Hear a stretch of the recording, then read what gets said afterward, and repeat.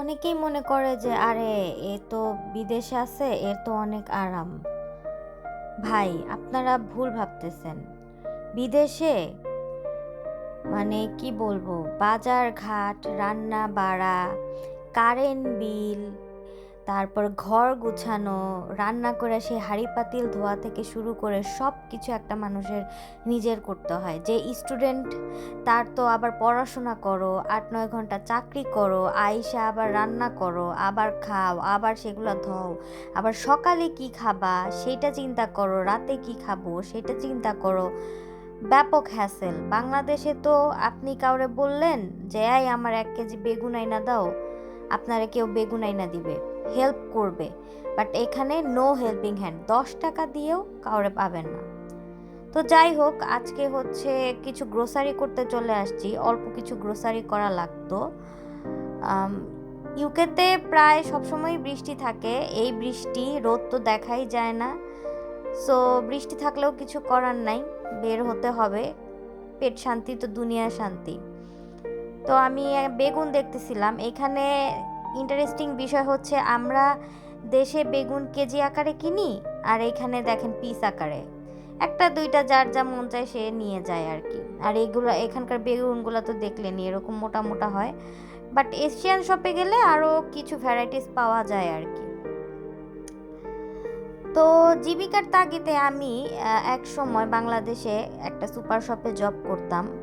তো সেখানে একটা জিনিস ছিল যে আমি কিছু ডিফারেন্স পাইলাম সেখানে। মানে ব্যাগ জিনিসটা, আমরা বাংলাদেশে যখন সুপার শপে কেউ শপিং করতে আসে, সবাই এক্সপেক্ট করে যে হচ্ছে ওখান থেকে আমাকে ব্যাগ দিবে। বাট এই কান্ট্রিতে, আমি ইউকেতে দেখছি, অন্যান্য কান্ট্রির কথা বলতে পারবো না, হয়তো ইউরোপ বা আমেরিকাতেও সেম, যে আপনাকে গ্রোসারি বলেন, একটা জামা কিনতে যান, একটা প্যান্ট কিনতে যান, একটা শার্ট কিনতে যান, কোনো জায়গা থেকে আপনাকে ফ্রি ব্যাগ দিবে না। আপনার যদি ব্যাগ লাগে আপনার ওদেরকে পে করতে হবে, তারপরে আপনাকে ওরা ব্যাগ দিবে। আপনি যদি গড়াগড়ি করে কাইন্দা মইরাও যান, ওরা আপনার ব্যাগ দিবে না, আপনার পে করতে হবে। একটা মানে কি বলে, পলিথিনের ব্যাগ, সেটাও আপনার ৮০ পয়সা ৯০ পয়সা দিয়ে কিনে তারপরে আপনার বাজার করতে হবে। আদারওয়াইজ আপনি বাসা থেকে ব্যাগ নিয়ে যান, সবচেয়ে ভালো বুদ্ধি যেটা, বাসা থেকে ব্যাগ নিয়ে যান, ব্যাগ নিয়ে তারপরে হচ্ছে আপনি ব্যাগ ভরে বাজার করে নিয়ে আসেন। তো আমি যখন ইউকেতে প্রথম আসি, এই বিষয়গুলো আমি তো জানতাম না। তো আমি যখন গ্রোসারি করতে যেতাম, আমি যখন ফার্স্ট টাইম গেছি, আমার মানে খুবই হ্যাসেল হয়েছে, কারণ আমি তো জানতাম না। দেখা গেছে ১ বোতল আমি দুধ কিনবো, আমার সেই ব্যাগ নিয়ে যাইতে হইছে। আমি ২ কেজি পেঁয়াজ নিয়ে আসবো, আমার ব্যাগ নাই, আমি কি করব? মানে অনেক হ্যাসেল হয়েছে। তো এখন আর কি ইউজ টু হয়ে গেছি, এখন সমস্যা হয় না। তো এই সেম জিনিস আপনি কাপড় চোপড় কিনতে গেলেও যে কোনো জায়গায় আপনার হচ্ছে ওরা জিজ্ঞেস করবে যে তুমি কি ব্যাগ নিবা, যদি ব্যাগ নাও তাহলে ব্যাগের টাকা ওরা ইনক্লুড করবে। তো এখানে দেখেন আমি হচ্ছে একটা মাটির টব পেয়েছি, কারণ এখানে মাটির জিনিস না পাওয়া যায় না বললেই চলে। তো এটা আমার ভালো লাগলো বলেই আমি দেখলাম, কেনার ইচ্ছা থাকলেও কিনলাম না। তো বাংলাদেশে তো দেখা গেছে যে আমি যেই সুপার শপে জব করতাম, আমি দেখেছি নিজস্ব এক্সপিরিয়েন্স থেকে যে ভাই, মানুষ মানে ব্যাগের জন্য পারলে যারা থাকে কাউন্টারে কাস্টমার সার্ভিসে, তাদেরকে পারলে মাইরা ফেলে। অনেকে তো এমনও আছে বলে যে এত টাকার বাজার করছি, একটা বড় ব্যাগ দিবেন না, 2টা ব্যাগ দিবেন না, আমার এক্সট্রা ব্যাগ দেন।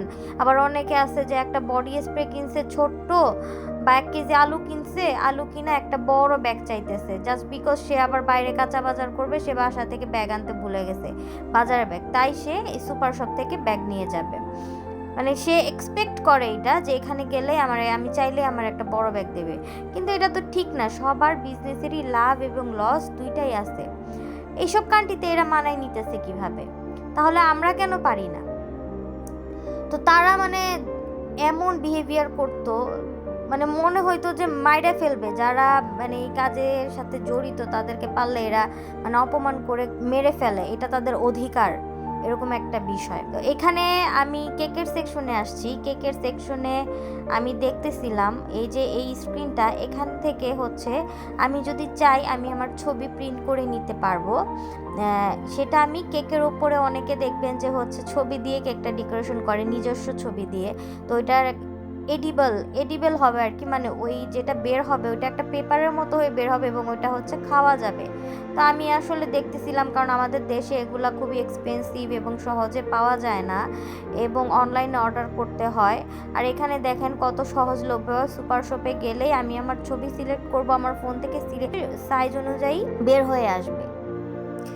এখানে এই বিষয়গুলো আমার কাছে খুব ভালো লাগছে, মানে সব কিছু এত সহজলভ্য, কেক মিক্সচার, তারপরে চকলেট গানাশ, মানে গানাশও আমাদের মেক করতে হবে না, গানাশও হচ্ছে করা থাকে, আমি জাস্ট ওভেনে একটু 10 সেকেন্ড 20 সেকেন্ড গরম করে নিলেই গানাশটা হয়ে যাবে, মানে সব কিছু রেডি করা। কেক ডেকোরেশন থেকে শুরু করে সব কিছু এখানে এত মানে সহজলভ্য।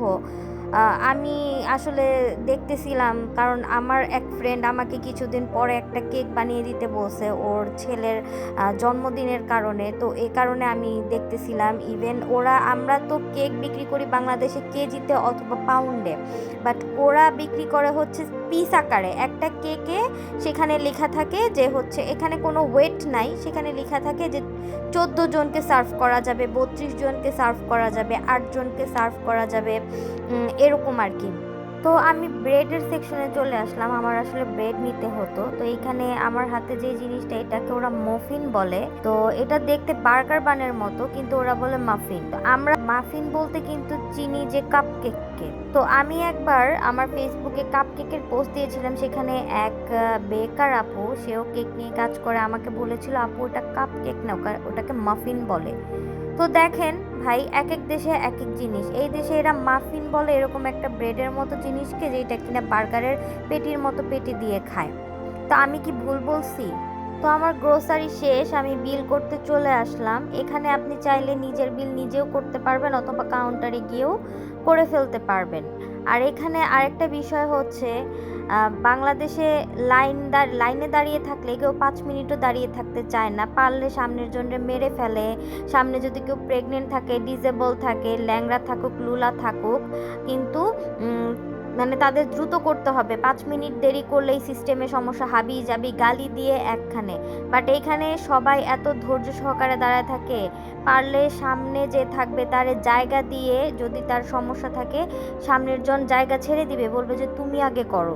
আর এখানে মানে নিজের বিল তো নিজে করার অপশন আছেই, আর কাউন্টারে গেলেও এরকম মানে ধৈর্য সহকারে সামনের জন্য শেষ হোক, তারপরে 2 ট্রলি 3 ট্রলি যত বাজার থাকুক। তো আমি আমার নিজেরটা নিজেই করে ফেললাম। এখন হচ্ছে আমার বিল শেষ করে তারপরে আমি হচ্ছে চলে যাব।